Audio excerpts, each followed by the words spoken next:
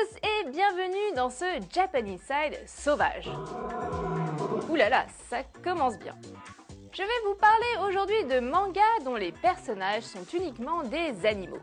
Vous l'avez cherché, vous en rêviez. Et bien pour vous, en exclusivité, le roi des animaux de l'univers manga. J'ai nommé le féroce, le très respecté, l'incroyable...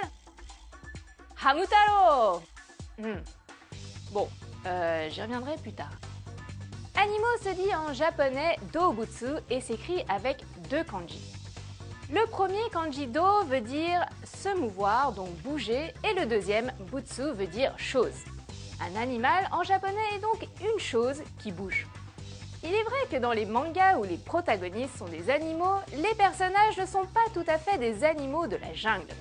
À l'exception peut-être du roi Léo de Osamu Tezuka, les animaux de ces mangas sont plutôt domestiques et assez mignons comme Hamutaro. En effet, Hamutaro vit des aventures incroyables de hamster. Ou encore le manga Cheese Sweet Home parle d'un petit chat qui s'est perdu en allant faire une balade. Si c'est pas mignon tout plein ça. Vous avez également des mangas tels que Inubaka qui vous plongent dans l'univers canin ou encore le manga Sonic avec le personnage du hérisson explosif que vous connaissez tous.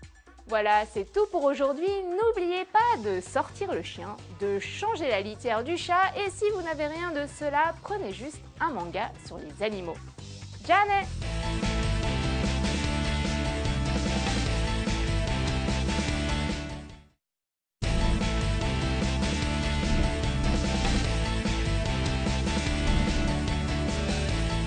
Bonjour à tous et bienvenue dans ce Japanese Side sauvage.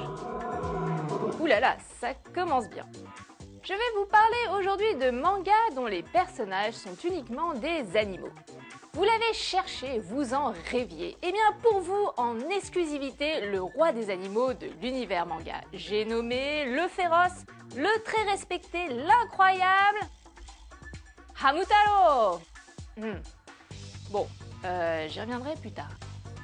Animo se dit en japonais Doubutsu et s'écrit avec deux kanji.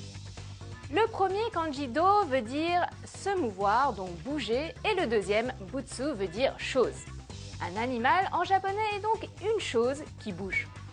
Il est vrai que dans les mangas où les protagonistes sont des animaux, les personnages ne sont pas tout à fait des animaux de la jungle.